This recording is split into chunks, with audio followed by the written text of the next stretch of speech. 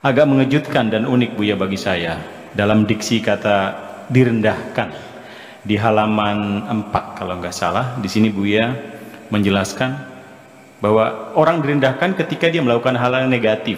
Tapi kemudian di sini Buya menuliskan begini: semakin besar perhatianmu kepada teman-teman yang engkau cintai, mereka menduga engkau sangat membutuhkan mereka, akhirnya engkau direndahkan. Ini sebenarnya bagaimana penjelasannya Buya? Ya, sampai sekarang Iya. ini orang yang berjiwa sensitif, Iya. yang selalu menolong orang lain yang susah, seperti yang dimiliki para anbiya, para mursalin, para aulia, para ulama solehin yang hatinya sensitif. Punya makanan satu piring, tangga belum makan dibagi dua kok. Nabi Ibrahim itu kalau makan nunggu tamu, kalau nggak ada tamu ya nggak makan. Karena dia tidak mau makan sendirian, ingin berbagi dengan orang lain. Ini orang-orang yang berjiwa sensitif macam ini, dalam pikiran kita itu sifat negatif. Dipersalahkan.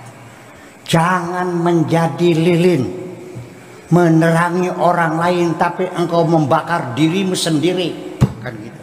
Betul. Betul nggak? Iya.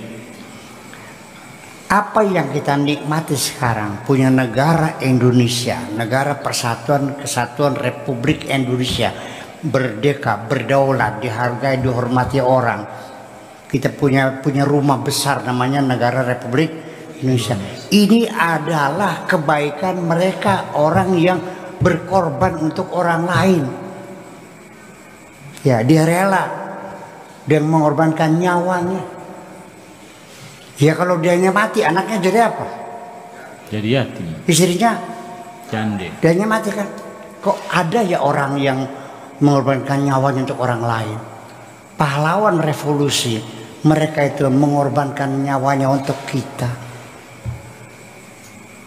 Jadi kita mendapat kenikmatan punya negara, itu jasa mereka. Jadi kenapa kau katakan jangan seperti lilin, menangi orang lain tapi membakar dirimu sendiri? Ketika masing-masing memikirkan dirinya sendiri, kita tidak peduli dengan anak yatim, tidak peduli dengan janda, tidak peduli dengan penyakit menular, tidak peduli dengan pendidikan, kita kenyang sendiri. Itu bagus. Bagus nggak tuh? Ada anak lapar, biar aja, anak bukan, atau bukan, masa bodoh gue makan aja sendiri. Itu bagus begitu. Jadi maunya apa Anda nih? Nggak jelas. Bukannya orang yang jiwanya kayak lilin kita sanjung, malah dianggapnya negatif kan begitu. Ini kan aneh. Ya itulah makanya orang-orang yang sensitif semacam itu adalah orang yang paling banyak menyakiti dirinya sendiri. Ya, sampai kadang-kadang uang dikasih semua, udah buat kamu aja semua dah. Sama udah biasa kenyang kok, udah makan semuanya. Biar dia menanggung lapar, ya orang lain yang kenyang. Dia silakan, banyak sekali di masyarakat kita juga. Ya, ini contoh ini. Ya, pondok kita jalan masuk dulu tuh, itu kan punya kiho. Iya. Kiho. Iya. Non muslim kan? Betul. Dia kasih jalan kok, pakai mangga silahkan, kasih 2 meter sampai 5 meter. Tapi sekarang udah terbeli semua. Tapi kan dulu kan itu kan kebaikan. Malah saya teman sendiri yang pintar ngaji, yang bisa baca kitab kuning, malah menghalang-halanginya kok. Ya kenapa? Nah ini persoalan.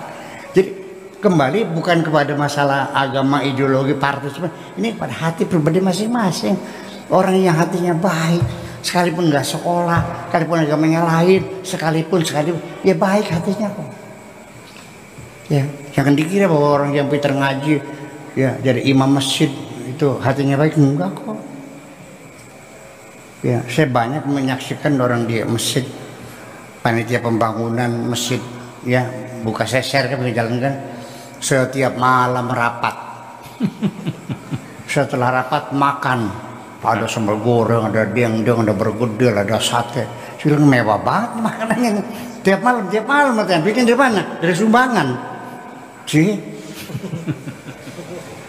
Saya bilang boleh rapat tiap malam silakan, tapi teh tubruknya bawa sendiri dari rumah.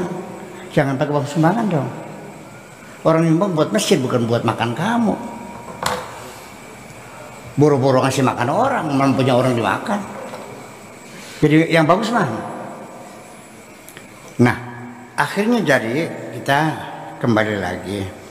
Ini. Kemudian kita sambung lagi pada halaman yang 4, saya bacakan dulu. Tetapi apa yang terjadi atas dirimu adalah sebaliknya. Semakin besar perhatianmu pada teman-teman yang engkau cintai, mereka menduga engkau sangat membutuhkan mereka. Akhirnya engkau direndahkan.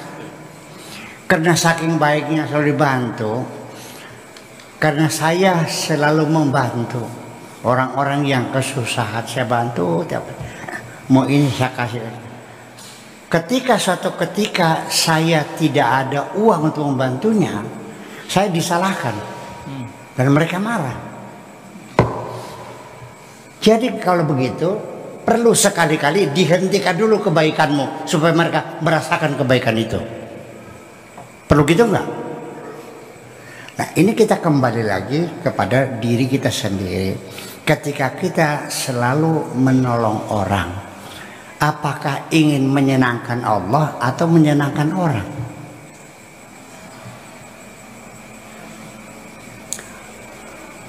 Begini, saya sendiri juga sampai sekarang menghadapi banyak kesulitan. Saya mengajak orang berdoa supaya dia bersyukur. Kalau orang dapat rezeki, tidak berdoa lagi, ujug-ujug dia tidak mungkin berterima kasih.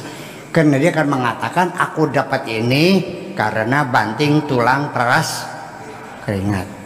Tapi kalau berdoa itu mengajak orang supaya bersyukur pada Allah.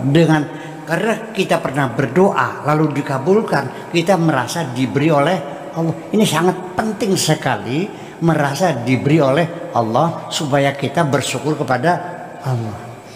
Nah, saya ingin berusaha dengan sekuat tenaga saya. Ketika saya membantu siapapun, saya mendorong orang itu untuk bersyukur kepada Allah, bukan kepada diriku. Bener saya ini? Bener nggak?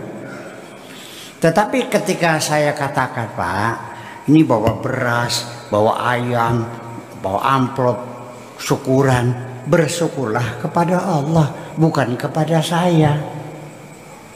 Jawabannya, Pak, ya tapi kan melalui Buya. Karena doanya Buya, Allah mengabul mah tanpa doa saya juga ngabul aja kok. Misalnya. Jadi ternyata tidak mudah mengajak orang bersyukur kepada Allah itu.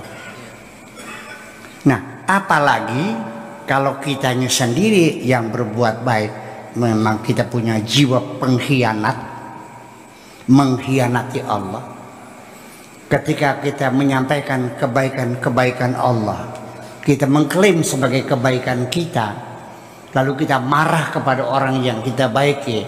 Koplok kamu, lupa ya kamu tuh, saya bantu sekian ratus juta, kamu tolong tuh sejak dulu, ternyata tolong mentung. Ya, kekecewaan, awas, kekecewaan orang berbuat baik dibalas dengan kejahatan, itu peribahasanya banyak sekali. Itu dari sisi filosofis bahasa, itu berarti ini peristiwa yang terjadi berulang-ulang. Bahasa Jawanya dipai ati ngerogo pelak.